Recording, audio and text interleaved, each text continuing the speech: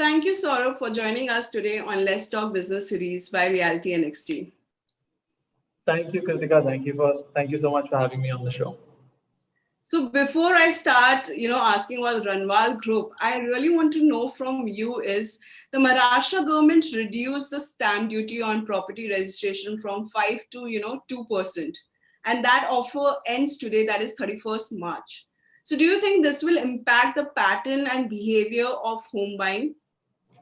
Uh, I think you started the interview off perfectly because that is sort of the hot topic that everybody is discussing for the last few months and definitely today. And for this financial year, especially Q1 and Q2 were extremely difficult for developers. People were not moving out because of restrictions, and sales velocities had really slumped. So kudos to the government for being very active and taking that active step to reduce stamp duty from 5% initially to 2%. And we saw the immediate impact of that with sales hitting record numbers in November, December. And as an organization, we've also seen growth in Q3 and Q4 because of that reduced stamp duty. Right. Mostly because there was a lot of pent up demand, and because of this, it sort of activated buyers who were on the fence and gave them a need for action. So that urgency got created. So for buyers who were saying, I'll wait and I'll watch and I'll wait for prices to drop further. For them, it was a huge carrot to finally make that decision with a time-bound incentive. So because of that, Q3 and Q4 have been very good in terms of sales velocity. But like you rightly said, the industry is sort of waiting and watching to see what happens in the next financial year, because as this incentive is removed, buyers might become more wary again. And once the pent-up demand goes away, the sales velocity will be more dependent on market fundamentals. So, will jobs come back? Will wages be will wages go back to what they were at pre-COVID levels? So that will become a huge macro factor that will drive further demand. So I think what the industry is trying to lobby is, that stamp duty, the waiver should get extended so that there is a smooth continuation of sales velocity through this year as well. So the sales velocity that you have spoken about, the recent report which we saw from Knight Frank, they had reported that 2019 saw total sales of 67,863 units, whereas registration in 2020 have comfortably been close to the last year numbers, that was 65,272 units. So do you think that housing sales is nearly back to pre-COVID levels? So I think, like you said, right, Q3 and Q4 were definitely anomalies, and they saw a huge jump in demand, like you said, because of the stamp duty reduction, because mortgage rates were an all-time low, and also developers had reduced prices. So all these factors sort of amalgamated together caused the right environment to buy, and because of that, there was an anomalous jump in sales velocity. But to actively say that it's back to pre-COVID levels would be very difficult before we wait and watch what happens in the next 2 quarters, as we will actually see the impact that COVID has had on wage reduction and job losses, and whether people feel comfortable going forward with the same purchasing power that they've had in the past. But having said that, I think we're fairly optimistic because a lot of the overhang inventory has been consumed. So now the supply is also less. So developers and buyers are well positioned to meet the demand supply in the market. What is the growth that you are expecting in 2021 when it comes to affordable and luxury housing? That's a great question. I think it really just depends on what we use as the benchmark for growth. If we use FY 2021 as the benchmark for growth, I think I'd say the growth will be muted, but it'll be steady. And it'll be interesting to look at luxury and affordable segments separately, because even during COVID, we've seen a dichotomy in demand for luxury housing, where people are opting for larger homes because of COVID and the increased time they're spending at home. But in affordable, we're also seeing the flip side, where there's a lot of first-time home buyers entering the market, and for them, ticket size has become very lucrative. So in fact, smaller homes are going off the shelf faster in more affordable micro markets out within the MMR region. So if you look at Thane, Kalyan, Dombivli area, smaller ticket sizes are also selling at a much faster rate.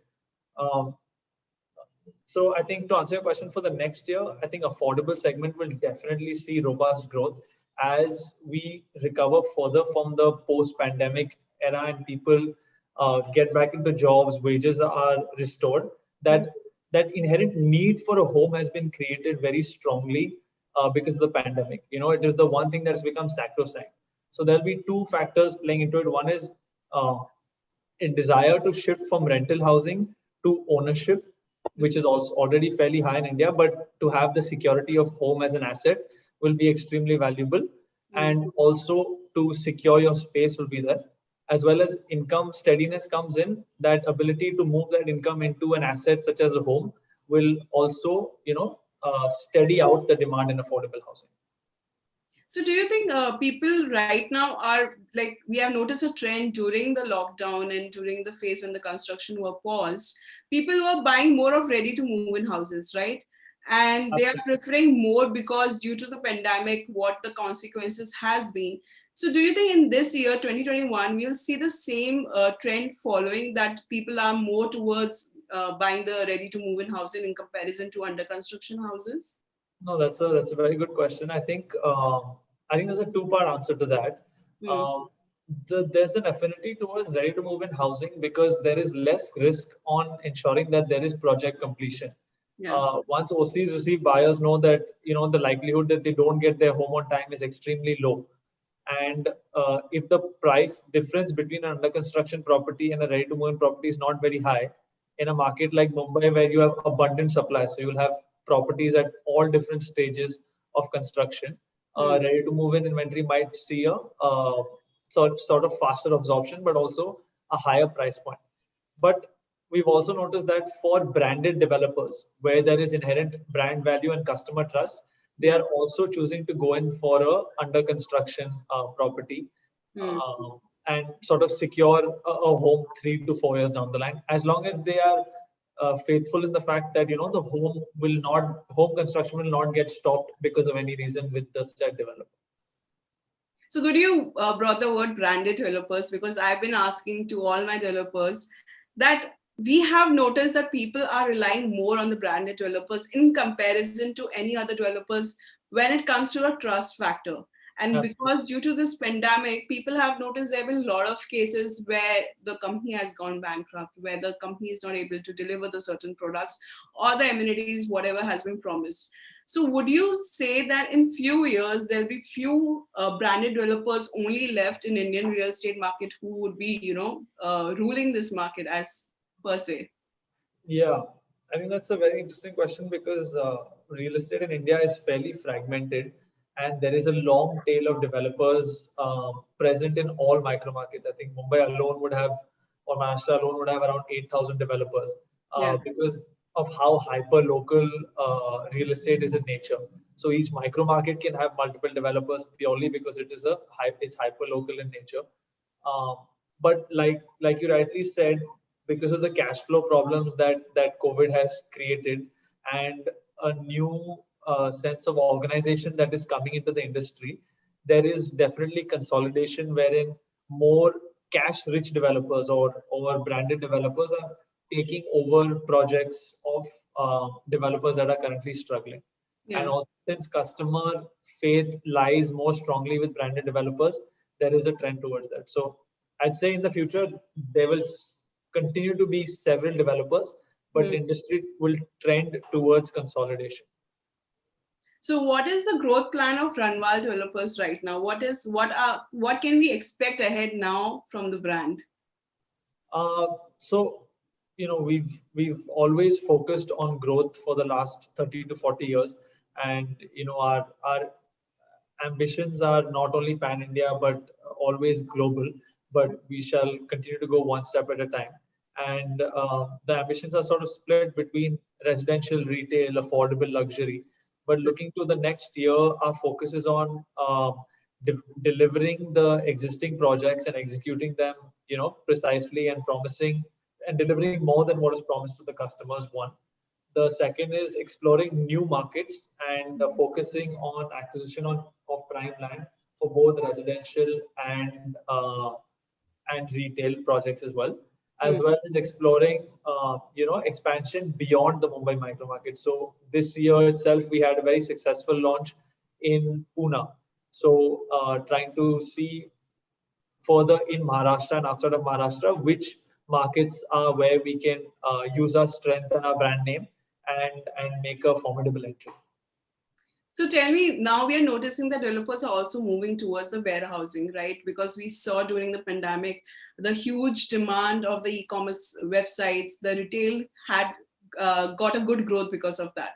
Yeah. So do you think developers will be including more of warehousing? They'll be getting into more of the warehousing segment now because of this kind of certain change we are seeing, and we know by now that technology is the future, and this might go ahead more in this retail segment. Definitely, I think the pandemic has essentially accelerated a lot of the trends that we were seeing, and acted as a booster shot for e-commerce, which then has ripple effects towards increased warehousing infrastructure and related services. But currently, I think there's a very niche group of, I'd not say niche, but a smaller set of players that are focused and developing specialization in warehousing. And the market size, I would say, is fairly small, but is one which is set for growth. So we personally, as a company, have not, set this year as our foray into warehousing.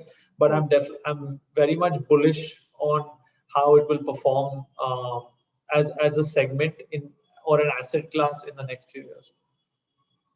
So according to you, what would be the trends we can notice in retail segment in this year 2021? I think retail is Apart probably from warehouse, of course. Yeah, no, I wouldn't even count warehousing in retail. I would, I'm thinking more around high street retail and more shopping mall focused retail. I think that asset class has been the most challenged by the pandemic, purely because of consumer sentiment and also because of physical restrictions on travel. So that area will definitely shape up differently in 2021. And I think that will happen along and is happening along a few different aspects. One is the format of agreements between tenants and landlords will change, wherein people might prefer more or are preferring more revenue based agreements versus a minimum guarantee. But also the shape of retail is changing in the sense that it's becoming more omni-channel or omnipresent. So customers sort of do want a physical touch point in their retail experience, but are bolstering it with an online experience. So retail and online will become sort of synonymous, with sort of become complementary to each other. And stores might change in terms of formats and sizes. So might not require, every store won't require to carry as much inventory as before. You can just come in the store, understand the product, and then shop online. Also we'll see a foray of new type of brands into the retail market. So whereas some brands that may perish might get replaced by new brands that are currently only online but need to further grow offline and to establish themselves as brand. And this is a trend that has been seen, in more developed markets like US, China, and UK, where digitally native brands are opening up stores and expanding their store base to sort of reduce their customer acquisition cost online and just expand in a more organic and physical way. But yeah, I think all of that is dependent on how we see cases increase or decrease in the next few months. Of course. But do you think like the mall experience that we used to have before, now things have changed? We have to maintain social distancing. We have to make sure we are not sitting around and eating now like how we used to do before. So do you think malls also with time has to adapt some kind of new technology or experience for the retailers to come back, or for the customers to come back to gain a different experience apart from just shopping? No, definitely. I think, especially in the short term, like you said, the focus will be more around security and safety, ensuring that protocols are followed and social distancing is maintained, because that is the utmost priority. So a little bit of the fun elements of sitting around and just walking in sort of fade away. especially with entertainment like cinema halls being shut. Yeah. And like you said, in the long term, I think retail will become a mix of a lifestyle experience. So it'll be more focused on dining out, as well as cinemas, entertainment options, Hmm. buttressed along with the shopping experience, which will have to become more interactive and personal to essentially create a value add of visiting a store in person versus just being able to shop online. True. So technology has been playing a greater role after pandemic, or we have noticed during pre and post COVID era that technology that was not that much adopted in real estate, especially, it's been now looked being people are now being more open about it, especially when it comes to prop tech companies also. So Yeah. what is your take when it comes to how real estate market can change or the landscape can change with the help of technology, and how Runwal, I know it's a pretty long question, but how Runwal developers are making a point to adopt technology, and also how are they collaborating with prop tech companies? Um, so yeah, a lot of parts to that question. Let's I take it think from the first. Like, do yeah. you think how the real estate landscape is changing due to technology? No, I think that personally also I'm you know being part of my age group and as a result of my education, etc. I'm very pro adoption of new technology and implementing of systems that can be done digitally with minimal amounts of human intervention, because it just creates a smooth workflow. But also very often we see that in recessionary environments, spends on digital is sort of the first few things that companies cut. But Hmm. the pandemic has actually forced us to wake up and see how we can adopt these technologies to better the business. Yeah. And if you think of real estate, technology can be adopted, across the value chain.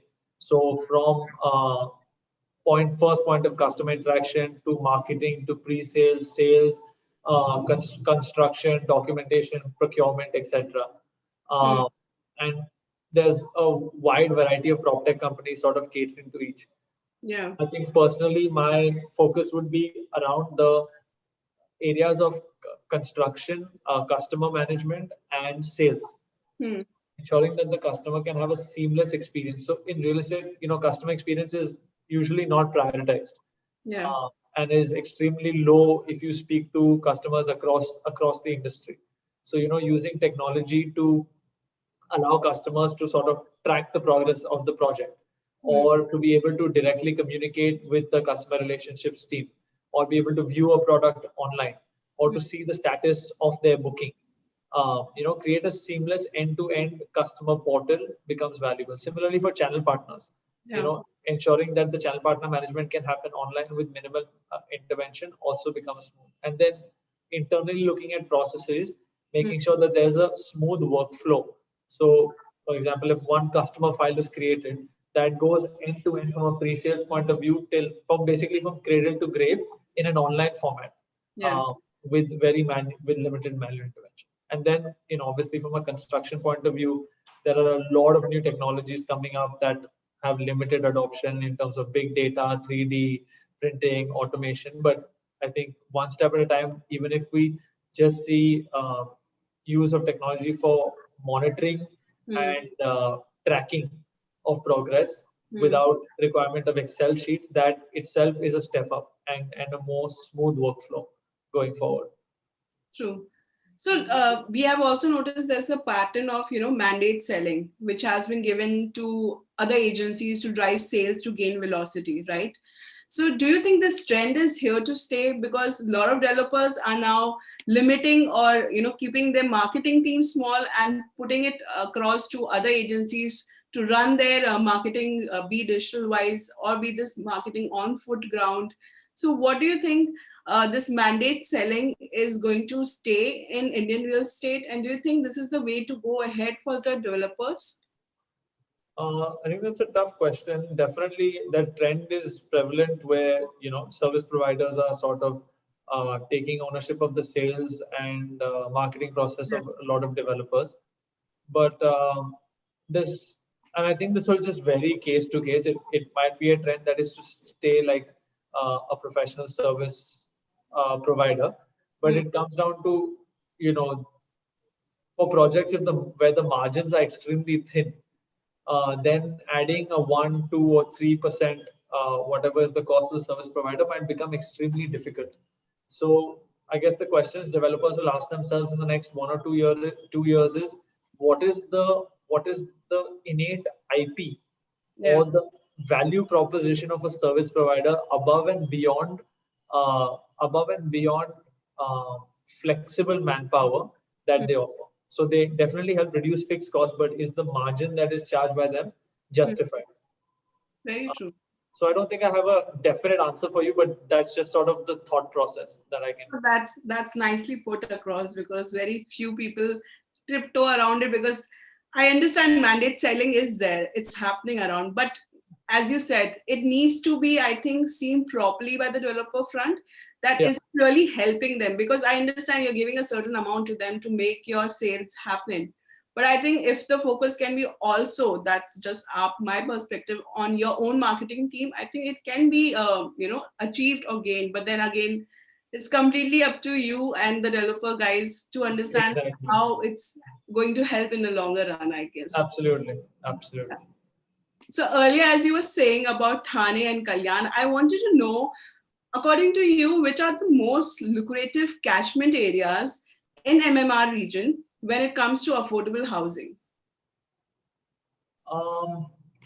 I think that's a tough one. Actually, as an organization, we are also, looking at the certain factors to identify which are the most lucrative micro markets. But based on my limited knowledge of the areas in which, we have experience, we are seeing that, Kalyan Dombivli is a very quickly growing micro market, and we have large townships there which are seeing fairly large volumes of month on month, as the people in that area and the income classes of that strata is growing.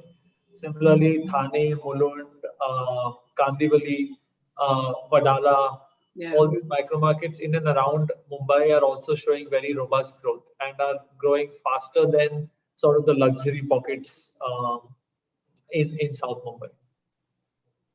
Okay. So in this last segment, this question I asked from everyone, as you would have known, that the question is, why do you think it's important to optimize automated marketing system to boost sales? I think that is extremely important, because I think real estate as an industry is very nascent in the way we use technology to optimize customer interactions and the way we process data to understand how it is that we can sell better. And marketing is the first touch point for that. So I think as developers, we're all looking for solutions that can help us get better at, one, identifying the customer base, two, engaging the customer base, three, ensuring that the customer base is walking into your site, and four, converting the customer base. So how can the different technology tools be used to better each of these four steps, in terms of remarketing, in terms of SMS churning, in terms of identifying their journey through different social media platforms via Google, improved targeting. And if an AI sort of engine can come in and give us insights on what is my next customer going to look like, or how much money should I spend on what type of customer, those would be incredibly valuable insights, which I think as developers we do not have at that level of depth as other industries, as technology and e-commerce already have with them. True. Yeah. So thank you so much, Saurabh, to joining us in this Let's Talk Business series. It was lovely to have you here and to see a great young leader in real estate. It was a fresh perspective for our viewers also. And I'm sure you had the fun to come on this platform as well. Yeah, no, really great questions asked by you, Kritika. Thanks for having me on the show. Your questions also make me introspect and, make sure that I'm thinking in the correct way. So always happy to share. Thank you. Thank you so much.